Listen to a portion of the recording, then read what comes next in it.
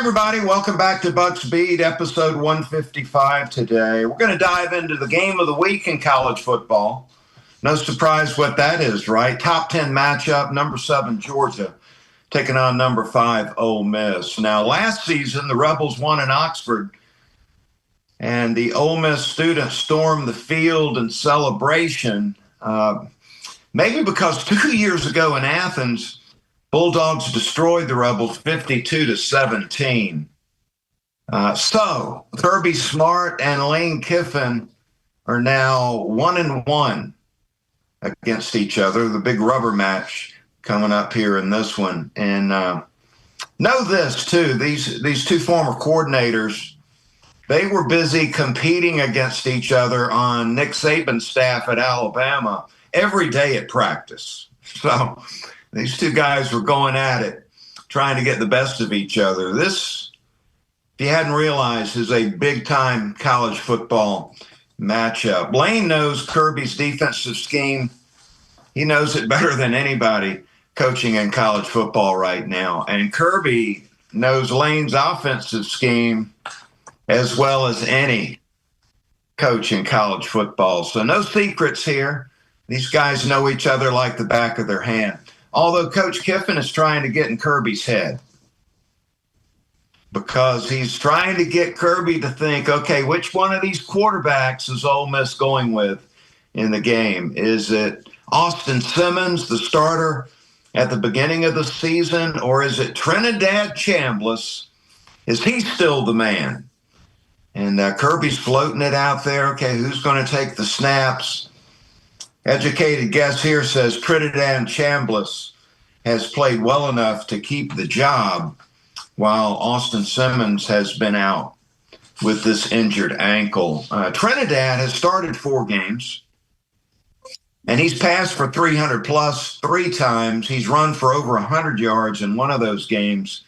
Last week, Trinidad was 20 of 28 for 253 and had 3 touchdowns in the game. This would be his first, or will be his first SEC road start. So does his performance level drop playing on the road in the SEC in front of a hostile environment? Trinidad, Coach Kiffin, and me are all wondering about that. Will the performance level come down in this hostile environment? So there is some unknown if he goes with Trinidad. Trinidad can spin it, though, man. I tell you what, I'm impressed with his ability to throw the ball. He can drive it with velocity. He can layer it with touch. He's mobile, can hurt you when with his legs when he wants to pull it down and run with it. And here are a few keys to this side of the ball. Number one, this Bulldog defense has been really tough against the run game. Really tough. Top 20 tough in college football against the run. So Kiffin's got to be a little bit concerned about being able to run the ball with running back Kiwan Lacy. Lacy is number 2 in the SEC in rushing and has 8 touchdowns carrying the ball. Number 2, Kiffin will go up tempo, very predictable there, going to go up tempo, trying to wear down this Bulldog defense, keep those starters on the field where they got to play extra snaps. Georgia and Kirby Smart and Glenn Schumann have a reputation for rolling these defensive linemen, front 7 players in and out of the game. When you go hurry up, when you go up tempo, can't be substituting out there. So, Kiffin will try to wear this Georgia defense down. So make a note with that in mind. Make a note. 3rd down will be huge, especially in this game, in this matchup. 3rd down will be a huge factor. Got to get this offense off the field on 3rd down. Now, last year in Oxford, the Georgia defense played really well in the red zone, forced Ole Miss to kick 5 field goals in the game, limiting the touchdowns, which is doing a good job. I mean, it was the Georgia offense that fell woefully short last season against the Rebels. So the Bulldogs continue to play well on 3rd down, forcing field goals when the opponent gets in the red zone. That is a recipe for success for this Bulldog defense. All right, now let's flip it around.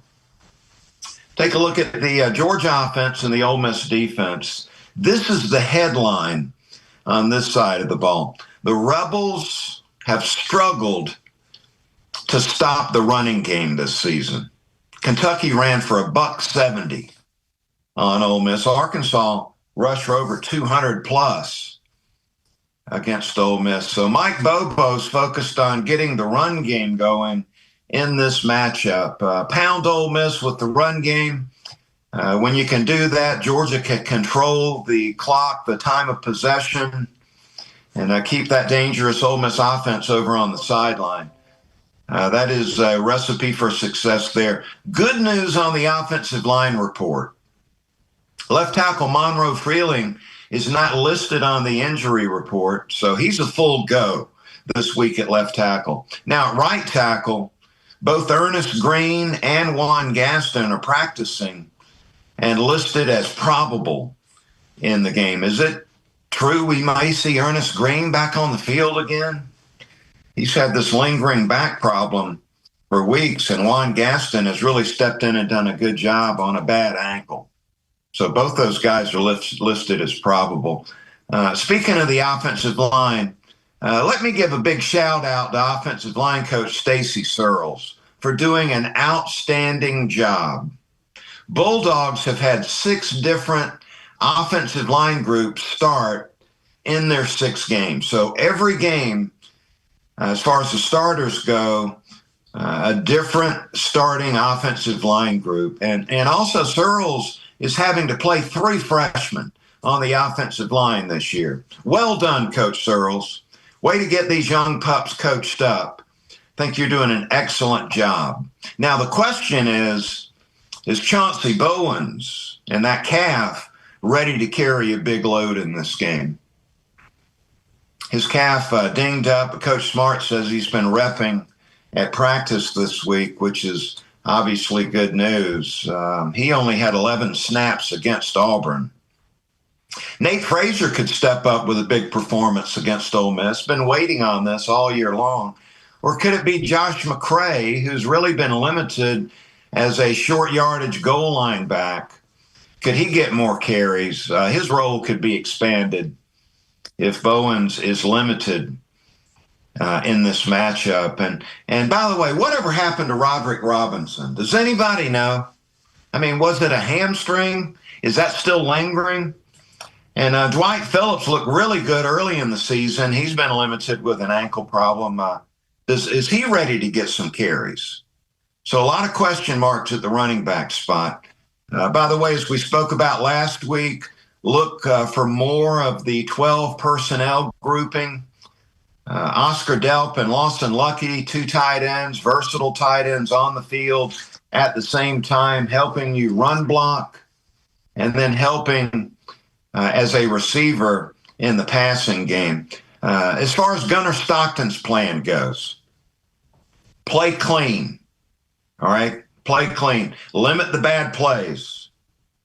No turnovers in this game. Make Ole Miss work for everything they're going to get offensively. You can't make it easy on them. And expect to see Gunner involved in the Georgia Bulldog running game. Both, we're talking about quarterback design runs, RPOs, the option, bootlegs, scrambles. Look for Gunner to be running the ball in some key situations, extending drives. So on 3rd down, incorporating Gunner into the run game. Red zone and goal line. When you're trying to put 7 on the scoreboard, look for Gunner to be involved in this run game. Look, the Ole Miss secondary is elite. When you take a look at them on the All-22, you really see this show up. They've got 4 transfers doing a really good job in coverage defensively. But look, you still got to challenge these guys. Can't just line up and run it every play. Still got to challenge the secondary. Feature Zachariah Branch, one of the most dangerous players in the SEC, both on those wide receiver screens, the underneath crossing routes. Try to get him those 10 touches that I'm hoping he gets every week. Got to isolate Colby Young, give him some opportunities out on the perimeter. Run action, play fake, work the middle of the field, between the hashes, between the numbers with Delp and Lucky getting involved in the passing game. Bulldogs right now, 7.5-point favorite in this matchup. Seems like a high number on the surface, but I've got a good vibe on this one. Got a good vibe on it.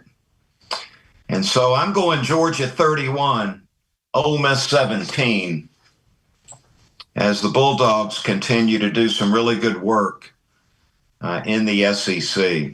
All right, that's going to do it for this preview. We're back next week. We'll be looking back at the Ole Miss game, and who knows what the second podcast will be. But appreciate you hanging out on Bucks Beat, and we'll give you 2 more next week. Have a great weekend, everybody.